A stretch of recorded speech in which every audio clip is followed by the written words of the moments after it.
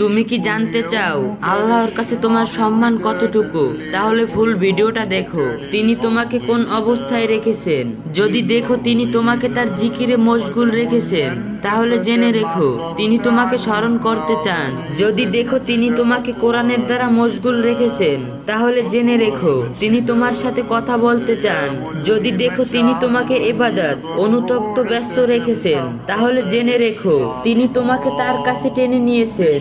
যদি দেখো তিনি তোমাকে দুনিয়া দিয়ে ব্যস্ত করে দিয়েছেন, তাহলে জেনে নাও তিনি তোমাকে দূরে ঠেলে দিয়েছেন। যদি দেখো তিনি তোমাকে লোকজনের সাথে মশগুল বানিয়ে দিয়েছেন, তাহলে জেনে নাও তিনি তোমাকে অপমানিত করছেন। যদি দেখো তিনি তোমাকে কোরআনের দ্বারা ব্যস্ত রেখেছেন, তাহলে জেনে নাও তিনি তোমাকে কিছু দিতে চান। অতএব সবসময় নিজের অবস্থা দেখো তুমি কোন কাজে মশগুল। আল্লাহ তোমাকে যে কাজে ব্যস্ত রেখেছেন, সেটাই তোমার অবস্থান তার কাছে। ভিডিওটা আপনার ফ্রেন্ডকে শেয়ার অথবা মেনশন করে দিবেন। হতে পারে আপনার শেয়ার করার কারণে সে এই বিষয়গুলো জানলো। আর যে যা পারেন কপি লিঙ্ক শেয়ার করে দিয়েন। قلم أنت فكم عبرت